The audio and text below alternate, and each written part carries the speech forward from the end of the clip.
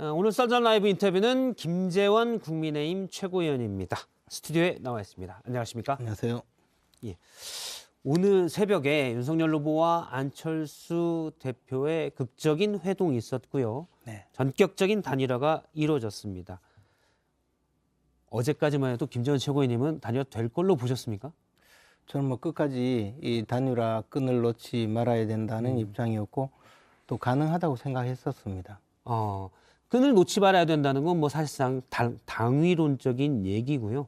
네. 가능할 걸로 보고 계셨습니까? 이제 안철수 후보께서 뭐 여러 가지 말씀은 하셨지만 결국에는 정권 교체를 계속 강조했고 정권 교체의 주역이 되겠다고 여러 차례 이야기했거든요. 예. 그 말은 완주를 한다고 이야기하지만 완주하면 정권 교체의 주역이 아니라 정권 교체의 걸림돌이 될 수도 있거든요. 그래서 저분 생각은 후보 단일화에 대한 소신은 확실히 있다라는 것이었고, 저도 사실 국민의당 선대본부 고위 인사들과 이 단일화 문제를 여러 차례 의논을 했기 때문에 그 내부 분위기는 대부분 단일화를 원하는 것으로 알고 있었기 때문에 뭐 충분히 가능하다고 생각했었습니다. 내부에 예를 들어서 뭐 구체적으로 얘기한다면 이태규 총괄선대본부장도 단일화를 원했던 것으로 알고요. 임명진 고문 같은 경우는 단일화를 주장하다가 안철수 후보가 단일화를 안 하겠다고 하니까 물러나기까지 했잖아요. 그래서 분위기는 그랬지만 안철수 후보 본인이 이 정권교체의 주역이 나다. 내가 완주해서 정권교체를 해야 된다. 이렇게 얘기했기 때문에 약간 전격적이라는 얘기도 좀 있습니다. 그러니까 이제 안철수 후보께서는 본인이 대통령 후보가 되어서 대선에서 승리해서 정권교체의 주역이 되겠다고 생각했지만 현실이 이제 그렇지 않는 사실이 거의 뭐 확정적으로 판명이 되어가고 있었고 또 윤석열 후보가 단일화에 대해서 진정한 모습으로 지속적으로 접근을 했었기 때문에 뭐 단일화의 여건은 충분히 이루어지고 있었다고 생각했습니다. 그렇군요. 안철수 후보가 사실 저도 그런 생각을 단일화를 하지 않을까. 왜냐하면 다음 총선이 멀었고 만일에 이번 대선에서 안철수 후보가 아주 유의미한 득표를 가지지 못한다면, 예를 들어서 뭐 두 자릿수 득표를 얻지 못한다면 다음 총선도 멀기 때문에 정치적 입지가 상당히 축소되잖아요. 그렇죠. 그래서 단일화 말고는 길이 없다라고 생각했는데 계속 강하게 본인이 안 하겠다고 해와서 원래 이제 좀 흥정이 잘 되려면 뭐 싫은 소리가 오가게 됩니다. 그러나 이제 사실 이 정치적인 협상의 과정에서 이번처럼 그 동안에 있었던 사실을 공개해버리고 나왔을 때는 좀 저도 이게 좀 어려워지는 건가 하는 생각을 했지만 그러나 뭐 그것도 우리가 이제 막판까지 가지는 않았거든요. 그러니까 이제 그때 당시 상황은 단일화에 대한 국민적 여망은 굉장히 컸고 안철수 후보께서 일방적으로 그동안 있었던 단일화 협상 과정을 그냥 전혀 존재 자체를 부인해 버리니까 우리는 이만큼 단일화를 위해서 노력했다라는 것을 국민께 알릴 수밖에 없었고 그러한 과정에서 크게 감정적으로 상하지 않았던 것은 그나마 단일화의 끈이 계속 이어지는 것으로 그 계기가 되었다고 생각합니다. 사실 앞서 나왔던 한민수 국무부단장 얘기도 그렇고요. 오늘 민주당의 우상호 총괄선대본부장 얘기도 그렇고 사실상 권력 나눠먹기고 야합이다라고 지적을 하고 있습니다. 이 부분에 대해서는 어떻게 보시는지? 과거 이제 민주당의 전신인 평화민주당이 당시 자민련 이른바 DJP 연합 97년에 DJP 연합 그렇죠. 그래서 이제 김대중 총재와 김정필 총재가 자민련에 의원도 3명 꿔주고 교섭단체도 만들어주고 또 자민련에 장관 자리를 서너 자리 할애해주고 김정필 총재를 총리로 임명하는 그런 방식의 단일화라면 사실 뭐 권력 나눠먹기라고 이야기할 수 있죠. 근데 이번에는 실제로 안철수 후보께서 그런 뭐 자리 요구라든가 또는 뭐 공천권 이야기 이런 제한이 없었어요. 가치 동맹, 가치 연대를 하자라는 입장이었고 안철수 후보께서 생각하는 더 좋은 대한민국을 위해서 정권 교체를 통해서 그럼 어떻게 그러한 미래상을 만들어갈 건가? 그에 대해서 나에게 신뢰를 달라. 그렇게 하면서 나를 어떻게 신뢰하게 해줄 건가? 그렇게 물었을 때도 윤석열 후보가 그럼 뭐 이렇게 하겠습니다가 아니라 저를 믿어주세요. 예. 나를 성공한 대통령으로 만들어주는 것이 그게 맞지 않느냐라고 해서 의기투합을 했다고 지금 보도가 되지 않습니까? 예. 근데 그게 실제 있었던 일이고 그 전 단계에서 그 이태규 의원과 장제원 의원 사이의 그 단일화 협상 과정에서도 사실은 그런 내용의 협상이었거든요. 그렇기 때문에 지금 뭐 민주당이야 뭐 무슨 소리를 못 하겠습니까? 자기들이 안철수 후보 측에 제안했던 그 제안서를 제가 갖고 있어요. 그것을 제가 받았었거든요. 예. 근데 거기에 보면 뭐 되게 망측한 이야기가 다 있습니다. 그래서 그런 예를 들면 어떤 회계망측한 얘기가 뭐 거기에 보면 뭐 예를 들어 뭐 하여튼 저 관직 나눠 먹기가 다 들어있죠. 아 그렇습니까? 그 제안서에는 그렇죠. 그러니까 이제 그분들의 수준에서 하는 이야기고 예. 이제 지금 저 상당히 좀 내심은 좀 충격받았지 않겠습니까? 그래서 어떻게든 이 단일화의 효과를 감소시키기 위해서 하는 험담이라고 봐야 되겠죠. 아 그렇군요. 그런데 사실은 뭐 미래정부, 통합정부, 개혁정부, 방역정부 여러 가지를 실용정부 다섯 개 성격으로 규정했는데 안철수 후보가요. 국민통합정부를 그렇게 규정을 했었는데 그거 이제 밖으로 나온 얘기고 그 전에 이태규 총괄선대본부장과 그 핵심인 장제원 의원이 오랫동안 협의를 한 과정에 뭔가 얘기가 있지 않을까요? 예를 들어서 정권을 같이 함께 교체하고 함께 인수하고 함께 구성한다고 했거든요. 오늘 발표문을 보면 이러면 어떻게라는 부분이 다 빠져 있는데 그게 과연 편의점 맥주 한 잔 짠하고 나를 믿어라 하면 되는 것인지 아니면 말이든 문서든 뭔가 합의가 있지 않을까라는 생각이 들어요. 그래서 이제 우리가 생각하는 뭐 이른바 세부적인 문서가 있지 않을까. 예. 그런데 이제 그러잖아요. 종이 쪼가리가 무슨 의미가 있냐. 저 안철수 대표 그동안 수없이 많이 예. 후보 단일화를 해봤고 뭐 그 여러 가지 합의 각서도 썼고 했지만 지켜지지 않았다. 예. 사실 정치판에서 이런 식으로 합의가 이루어지고 합의 각서가 아니라 뭐 혈서를 써놓은들 그게 무슨 의미가 있습니까? 상대방이 지키지 않으면 의미가 없는 것인데. 근데 예. 이제 신뢰가 형성된 것이죠. 그리고 안철수 후보가 생각하는 그 더 좋은 대한민국을 위해서 함께 나가자는 것이고 안철수 후보께서 그 이제 회견 중에 제가 조금 귀담아 들은 것은 국민의힘을 보다 더 중도적이고 개혁적인 정당으로 만들고 싶다. 예. 뭐 그런 이야기를 그런 의지를 피력이 했거든요. 그런 것은 안철수 후보가 이제 그 합당을 통해서 국민의힘의 정치 세력의 일원으로서 예. 우리나라 정치 개혁을 위해서 보다 노력하겠다는 것이고 그러한 여건을 우리가 마련해주고 안철수 후보가 정치적으로 자신의 뜻을 펼칠 수 있도록 우리가 더 도와주는 방식의 향후 여러 가지 움직임이 있지 않을까 생각합니다. 사실 이제 당내에는 물론 뭐 선의와 신뢰 여러 가지 좋은 말들이 있겠지만 그다음에 또 내부에서는 치열한 권력 투쟁들이 있잖아요. 그래서 일부에 대해서는 합의문이나 또는 약속으로 보장을 받는 건데 지금 말씀하신 대로 국민의당과 국민의힘이 대선 이후에 합당한다. 안철수 후보, 안철수 지금 당대표의 일할 수 있는 공간, 리더십을 발휘할 수 있는 공간을 어떻게 여건을 만들어줄 수 있습니까? 그래서 이제 그 부분에 대해서는 앞으로 예. 그 서로 간의 신뢰를 갖고 만들어가는 단계가 되지 않을까 생각합니다. 저도 구체적인 뭐 내용을 우리가 만든 것도 아니고 그것을 합의해서 발표한 것도 아니기 때문에 그렇지만 제가 알기로는 장제원 의원과 이태규 의원 사이의 여러 가지 논의도 뭐 그런 방향에서 예. 서로 간에 이제 신뢰를 쌓아가는 과정이었다고 생각합니다. 구체적인 방향을 의논하기보다는 김재현 최고님 말씀은 뭐 구체적인 합의는 없지만 여러 번 만나면서 신뢰를 쌓지 않았을까?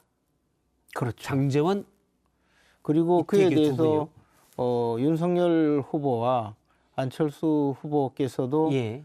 신뢰를 충분히 쌓았다고 생각을 합니다. 그리고 사실은 이태규 의원과 장제원 의원이 서로 만날 때마다 그 내용은 전부 안철수 후보에게 보고가 되었고 안철수 후보도 승인하는 단계에서 계속 만남을 이어갔다고 알고 있거든요. 예. 그리고 또 더 나가서 우리가 사실 과거에 보면 서울시장 보궐선거 때 후보 단일화를 했잖아요. 그러니까 과거에 더 앞을 따져보면 2012년도에 문재인 대통령과 안철수 후보가 그때 당시에 대통령 후보를 예. 놓고 단일화를 했지만 그 후에 뭐 지켜진 게 없어요. 서로 간에 감정만 상해지고. 사실 당시 안철수 후보가 후보 사퇴를 했지만 2012년에 네. 적극적으로 지원을 하진 않았지요. 뭐 사실 그래도 그 정도면 충분히 지원한 것이고 노력한 것인데 나중에 돌아온 것은 좀 모욕적인 또 안철수 후보 입장에서 보면 모욕적인 대우였고 예. 또 그 앞을 생각해 보면 과거 노무현 대통령과 예. 정몽준 후보 간의 단일화도 2002년 사실은 단일화. 단일화가 되었지만 그렇게 썩 끝까지 신뢰를 쌓아가지는 못했거든요. 그래서 뭐 그것이 그렇게 썩 좋은 결과로 가지 못해서 이 민주당과 후보 단일화를 했을 때 벌어지는 현상들이 항상 그랬었거든요. 예. 근데 반면에 우리 당의 경우에는 지난해의 서울시장 보궐선거 당시에 오세훈 후보와 안철수 후보가 단일화를 했고, 그때 당시에 무슨 후보 단일화를 통해서 자리를 나누거나 사전에 밀약을 하거나 약속을 한 게 전혀 없었어요. 아, 당시에 이제 구두적으로는 안철수 후보 측 사람들이 서울시 공동 운영한다라고 얘기했고, 제가 알기로는 안철수 후보의 당시 서울시장 후보의 그 밑에 인력들이 서울시에 부시장으로 참여해 있습니다. 그러니까 그것은 이제 나중의 일이죠. 처음에 후보 단일화 협상을 할 때 그런 협상이 전혀 없었지만 후보 단일화 되고 나서 안철수 후보 측의 사람들이 적극 선거를 도왔고 그래서 또 그 서울시 정무부시장에 예. 김도식 지금 현 부시장을 임명을 하는 임명해서 지금 공동으로 운영하는 모양새가 됐죠. 사실상의 그 서울시정 그 운영이 진행되고 있거든요. 근데 요거는 여쭤볼게요. 그러면 나중에 합당을 할 텐데 대선 직후에 이제 합당을 하고 오늘 이준석 대표는 일주일 안에 합당하겠다고 했습니다. 국민의당과 국민의힘이. 현재 국민의힘은 보수 정당인가요? 국민의힘은 보수 정당입니다. 그리고 중도 개혁 실용을 표방하는 보수 정당입니다. 중도 개혁 실용을 표방하는 보수 정당이다라고 이제 당의 기본 성격에 대해서 최고위원으로서 말씀을 해주셨는데 안철수 후보가 사실 그 전에 바른미래당 때도 계속 얘기한 건 중도였거든요. 그 당시에도 이제 유승민 대표와 보수와 중도의 이념을 놓고 어떻게 보면 논쟁이 계속 벌어졌는데 과연 합당이 순조롭게 될 건지 서로 왜냐하면 가치가 달라요. 가치가 그렇게 다르다고 생각하지 않습니다. 왜냐하면 안철수 후보는 한 번도 보수를 얘기한 적이 없거든요. 그러나 이제 우리가 중도 세력까지 충분히 같이 포괄할 수 있는 보수 정당이기 때문에 그러한 정체성을 우리가 흐트려가면서 안철수 후보와 단일화한다 또는 합당한다고 생각하지도 않고 안철수 후보가 갖고 계시는 정치적인 이상이나 정치적인 이념은 우리가 충분히 포괄해서 수용할 수 있는 그런 정당이기 때문에 지금 말씀은 이제 단적으로 말씀드리면 중도를 포용할 수 있는 보수 정당일 수 있다는 안철수 대표 생각은 좀 다를 수도 있을 것 같은데요. 보수를 포용하는 중도 정당. 뭐 그렇든 어쨌든 그러나 우리 당이 보수 정당인 거는 틀림이 없어요. 이 나라의 보수 진영 전체를 대변하고 있고 보수 진영이 우리 당의 주요 지지 기반인 건 틀림없기 때문에 그 방향이 어디로 간다 하더라도 뭐 그 정도의 차이를 가지고 합당에 문제가 있다고 생각하지 않습니다. 물론 이제 보수는 뭐고 중도는 뭐냐 이런 부분도 따져둘 수 있겠지만 예를 들어서 뭐 역사인식의 문제랄지 또는 안보나 이렇게 정부의 역할에 대한 문제에서 약간씩 차이가 있을 수가 있기 때문에 이미 말씀드린 거고요. 그동안에 여러 쇄신 작업을 거치면서 정강 정책을 보면 사실 뭐 충분히 모든 그 이념적 스펙트럼을 포용할 수 있는 그런 정당이 되어 있어요. 제가 말씀드린 거는 왜냐하면 대선 이후에 대선 승패와 상관없이 과연 합당 작업이 순조롭게 될까 또는 그럼 지금 나온 대로 안철수 후보가 기대하는 것만큼 새로운 정당, 합당 정당에서 주도권을 안 후보가 가질 수 있을까라는 우려가 들어서 여쭤본 말입니다. 그 점에 대해서는 저희들이 충분히 배려하고 같이 그 안철수 후보의 리더십을 또 함께 따라가는 노력이 필요하죠. 이준석 대표가 잘 도와줄까요? 이준석 대표는 이미 찬성한다고 공언을 냈고 합당에 찬성한다는 예. 의지를 밝혔기 때문에 뭐 특별히 문제는 없을 거라고 생각합니다. 예, 앞서 이제 이준석 대표의 페이스북 글을 보면 지방선거에서 공천권을 염두에 두는 듯한, 그래서 공정한 경쟁으로 이루어져야 된다고 했는데, 사실은 공정할 때, 아니 그 당원 투표나 이런 것들을 통해 공천을 할 때 지금 당세가 약한 국민의 당 분들이 국민의 힘 분들과 같이 경쟁을 하면 이게 공정한 경쟁인가? 이 지적이 나올 수 있거든요. 근데 이제 그것은 뭐 공정한 경쟁이라는 것은 어차피 그 만고불변의 원칙이기 때문에 그것을 뭐 그럼 불공정한 불공정한 경쟁을 해야 되는 건 아니잖아요. 예. 다만 이제 공정한 경쟁을 할 때 뭐 디딤돌을 놔줄 수도 있는 것이고 또 뭐 공정한 경쟁이라는 의미도 또 그 공정성을 담보하기 위한 여러 가지 또 그 척도가 있기 때문에 그렇게 예. 뭐 어려운 내용은 아니라고 봅니다. 디딤돌이 들어가도 충분히 공정한 경쟁으로 규정될 수 있다는 말씀이시죠? 뭐 그런 것은 지금 현재도 많은 장치가 있습니다. 알겠습니다. 판세를 좀 여쭤보도록 하겠습니다. 오늘 전국 지표조사 MBS 조사가 나왔는데요. 사실 오늘부터 되는 조사에 대한 여론조사가 공표되는데 그 전까지 조사는 됩니다. 안철수 후보까지 나왔을 때 전화 면접 조사인데요. 이재명 후보와 윤석열 후보가 40% 동률입니다. 안철수 후보가 9%고요. 오늘 단일화는 반영이 되지 않았던 조사입니다. 28일에서 3월 2일까지 조사인데요. 단일화가 어느 정도 영향을 미칠까요? 저는 이제 단일화가 엄청나게 큰 영향을 미친다고 생각합니다. 왜냐하면요. 지금 현재 지금 나와 있는 화면상에 떠 있는 저 여론조사도 보면 예. 이재명 40%, 윤석열 40%이지만 안철수 9%잖아요.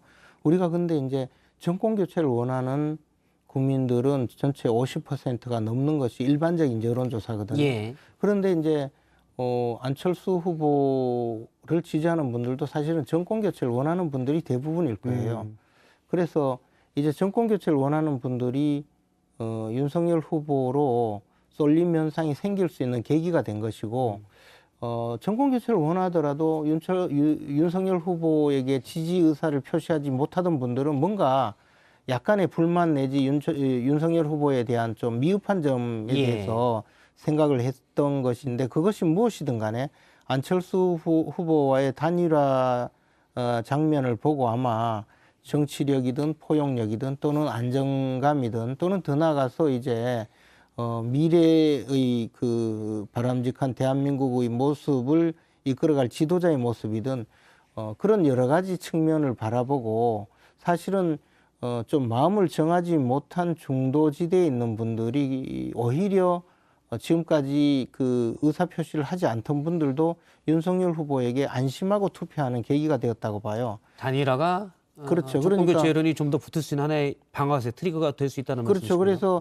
그래서 설사 안철수 후보의 지지자들 많은 분들이 이탈한다 하더라도 지금까지 그 별로 대선 국면에서 적극적인 의사표시를 하시지 않던 분들이 오히려 윤석열 후보에게 또 몰릴 가능성이 크기 때문에 전체적으로는 이 효과는 굉장히 클 거라고 생각합니다. 알겠습니다.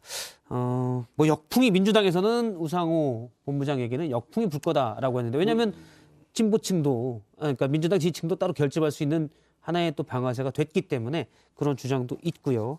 알겠습니다. 국민의힘 김재원 최고위원과 얘기를 나눴습니다. 하나만 잠깐 여쭤보면 안철수 후보가 나중에 그러면 윤석열 후보가 대통령 되면 총리하는 겁니까? 저는 안철수 후보는 그런 관직에 미련을 갖고 또 관직을 요구하거나 그러지 않았다고 알고 있습니다. 알겠습니다. 그것은 처음부터 별로였다. 요구사항에 없었다고 알고 있습니다. 네, 김재원 최고위원 말씀 여기까지 듣겠습니다. 고맙습니다.